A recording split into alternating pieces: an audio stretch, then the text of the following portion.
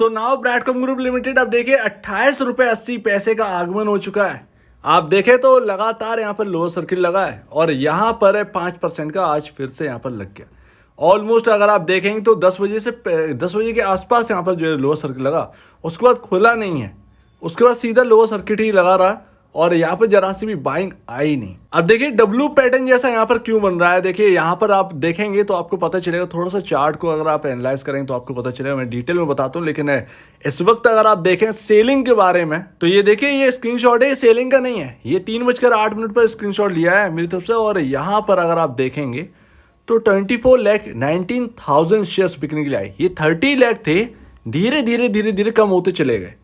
अब ये आप समझिए कि यहाँ पर बहुत सारे लोग कहते हैं कि आप लोअर सर्किट लग रहे हो और आप मानने के लिए तैयार नहीं है। मान रहे हैं लोअर सर्किट है, लेकिन प्रेशर कितना है ये सबसे बड़ी बात है। हमने अभी तक रिकॉर्ड है इतना, मतलब इतना छोटा प्रेशर हमने आते हुए नहीं देखा स्टॉक के ऊपर। ठीक है, इतना छोटी क्वांटिटी हमने आते हुए नहीं देखी। जब भी आती थी तो हर शेयर होल्डर ब्रैडकॉम ग्रुप का जानता है कि 1 करोड़ से तो नीचे के शेयर लगते ही नहीं थे, राइट। तो ये 25 लाख 30 लाख ये तो बहुत छोटे पीनट्स हैं। ये कभी भी ओपन हो सकता है और इसीलिए आप देखें तो कंसोलिडेट भी करता है सुबह सुबह ओपन होने के बाद। ऐसा नहीं है जैसे ओपन हुआ 9:15 पर आपका लोअर सर्किल लग गया, ऐसा नहीं देखने को मिला।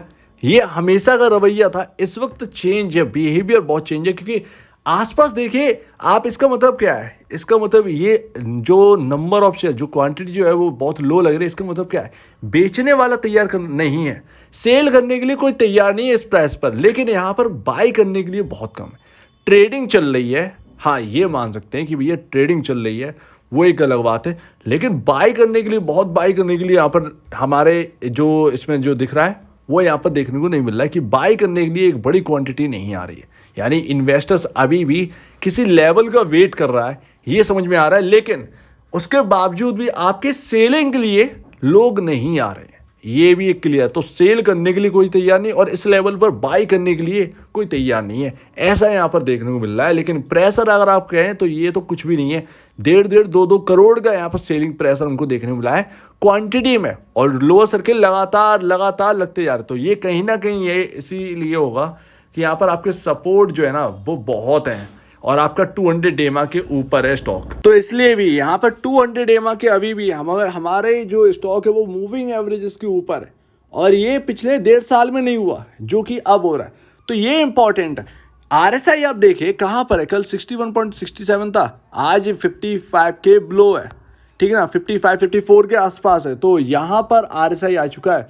कल एक छोटी सी डिप और मिल सकती है, पॉसिबल है, जो चार्ट पर हम बात करेंगे, लेकिन वो डिप भी मिलेगी और वहां पर RSI आपका 50 के आसपास का RSI पहुंच जाएगा कल के दिन। ये RSI की वजह से अभी हम चार्ट पर समझेंगे चल क्या रहा है और डब्ल्यू पैटर्न जैसा क्या है। इसके साथ साथ याद रखिए, मैंने 2 दिन पहले आपसे कहा था कि 2 दिन बाद खबर आना स्टार्ट हो जाएगी। देखिए आज 5 जुलाई है और अगर आप देखेंगे कल से म्यूचुअल फंड का डेटा आने लगेगा बहुत हद तक।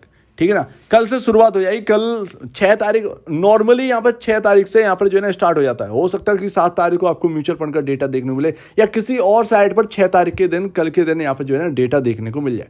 लेकिन म्यूचुअल फंड का डेटा जो है ना वो आने लगेगा और आप ये समझिए कि 1-2 दिन में आने लगेगा और यहाँ पर अगर कुछ पॉजिटिव मिल गया तो ये और अच्छी बात होगी। इसके साथ आपका सपोर्ट वहीं है, आपका 200 EMA इधर ही है। तो ये सारी चीज़ें एक साथ एक ही जगह पर प्लेस्ड है। ये सारी न्यूज़ भी है, आपका एक अच्छी न्यूज़ है म्यूचुअल फंड की, तो हम अच्छी न्यूज़ ही मानते हैं चाहे कुछ भी हो जाए, क्योंकि म्यूचुअल फंड की बदौलत ही हम ये समझ पाए हैं कि स्टॉक के अंदर क्या चल रहा है। म्यूचुअल फंड भरोसा दिखा रहा है, उसका कोई रीज़न है, क्योंकि उसका पर्सनल पैसा नहीं है ये म्यूचुअल फंड वालों का, इसमें पब्लिक मनी है।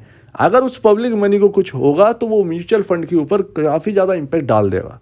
ठीक है ना, और यहाँ पर रूल्स एंड रेगुलेशन उसको अलाउड भी नहीं करते हैं। तो यहाँ पर देखिए डबल बॉटम डब्ल्यू पैटर्न, ये यहाँ पर कहीं ना कहीं यहाँ पर बनता हुआ दिखाई दे रहा है। डब्ल्यू पैटर्न क्या है, देखिए यहाँ पर ये आप देखिए बहुत सारे दो टाइप के होते हैं ये डब्ल्यू पैटर्न। एक होता है इस तरीके का, ठीक है, और एक होता है इस तरीके का, पहला दूसरा। ये होता है बुलिश वाला, ये होता है बियरिश। ठीक है, जब भी स्टॉक के अंदर कोई टॉप बनता है या फिर हमको ये देखना होगा कि यार सेलिंग तो नहीं आने, और अगर कुछ इस तरीके का पैटर्न बनता है किसी भी स्टॉक में, ठीक है, तो और उसके अंदर उसमें यहाँ पर जो है ना ये नेकलाइन बोलते हैं इसको, ठीक है, नेकलाइन को अगर ये क्रॉस करके नीचे चला जाता है तो फिर यहाँ पर बियरिश पैटर्न उसको कहते हैं। ऐसे में स्टॉक धड़ाधड़ गिर सकता है, ठीक है ना।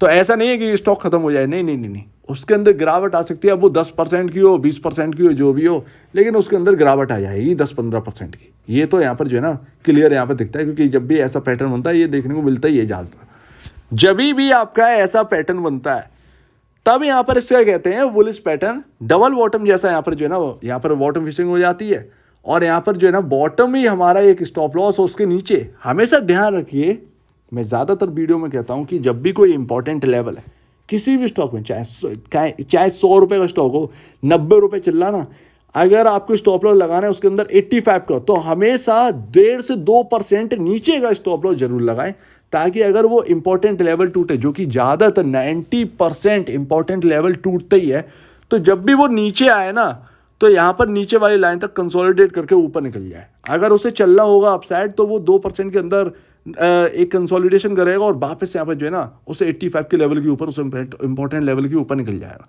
ऐसे में आपका स्टॉप लॉस जो है ना वो सेफ रहेगा। अगर नहीं होना होगा तो वो 2% का आपने जो स्टॉप लॉस ज़्यादा लिया है वो टूट जाएगा और नीचे चला जाएगा स्टॉक, तब आपको हट जाना है। तो ज़्यादातर यहाँ पर ना आपको स्टॉक्स में ऐसा देखने को मिलेगा, और ये वर्क भी करता है। अब चलिए मैं और डिटेल में आपको बता दूँ डब्लू पैटर्न किस तरीके के होते हैं और क्या यहाँ पर हो सकता है। देखिए ये होता है डब्लू पैटर्न, ये आपको देखने को मिल रहा है डबल बॉटम, यही चीज़, ठीक है ना, ये आपको देखने को मिलता है, इसे कहते हैं नेकलाइन, राइट।